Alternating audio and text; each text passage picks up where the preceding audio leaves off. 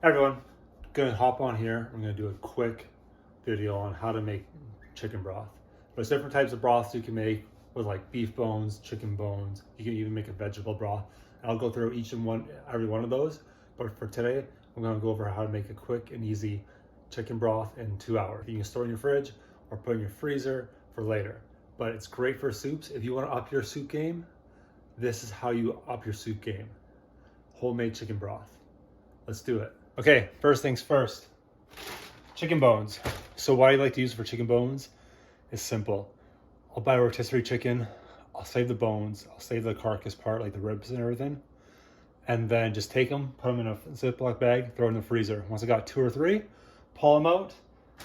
That's what's gonna flavor the chicken broth or chicken stock.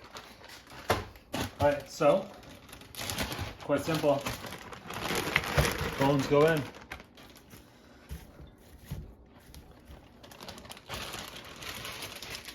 About chicken broth is you're using leftover bones or fresh bones, but also your veg.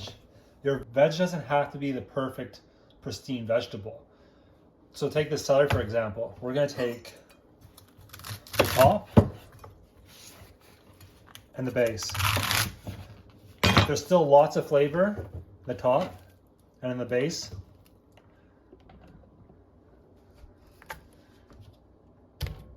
Same goes for your carrots. I like to use like the knobbly ones or the little ones and just throw them into the pot. And the nice thing about this is, like I said, don't have to peel them at all. Just throw in the pot. Same with the onion. Don't even peel it at all. Just throw in the pot. Right? Same thing with onion. Steak it. Cut it into quarters, doesn't have to be fancy, just get it in. Now that you have our mirepoix in, when I say mirepoix, I mean celery, carrots, onion. It's a classic way to flavor any stocks, sauces, soups, everything.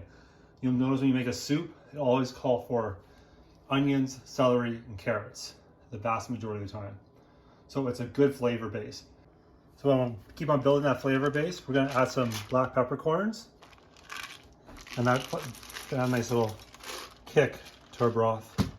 All right, so next up, we've got those peppercorns in. We're gonna go into some bay leaves. Bay leaves are just that one thing that's just, anything that you add to soups and stews and broths, if you don't add it, you're like, it's missing something, but you have it in there, no one thinks twice about it. Okay, we're gonna go outside and pick some fresh herbs. And this is gonna be for our bouquet garni, flavorful bouquet that you add to your soups or your broths, just to have that nice earthy aroma of fresh herbs. Adds a nice background taste. So I'm gonna add in thyme and sage. Got a good amount of sage, good amount of thyme. And let's add in some fresh tarragon. Fresh tarragon.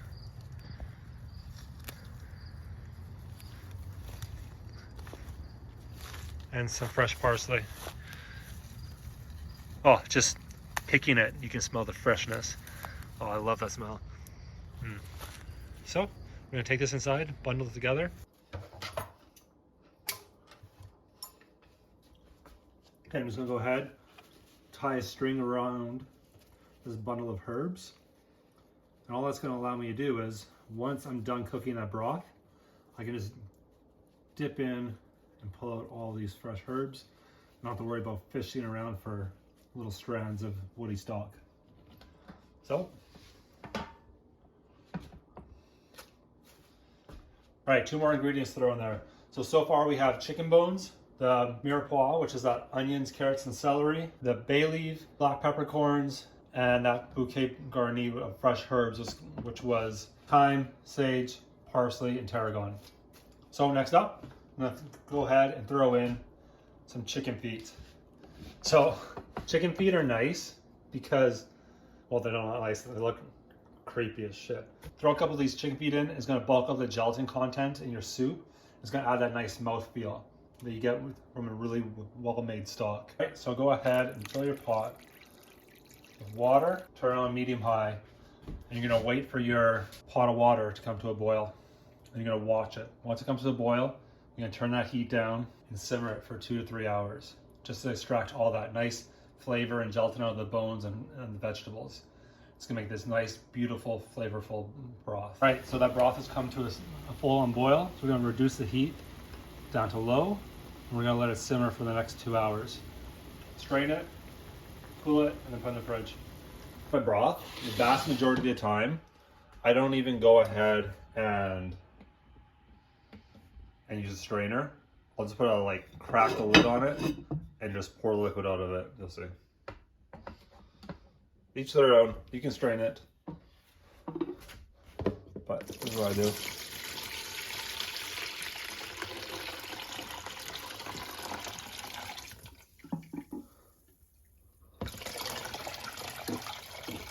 Put in the fridge. I like to take the fat off it, but I like to put in the fridge for about a day.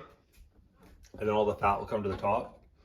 And I'll just take a spoon and just scrape all that fat off. And you have a nice fat. For this chicken broth video, it's a good base to start baking great soups and sauces. And being that it's already almost September, it's a soup season, guys. See you in the next one.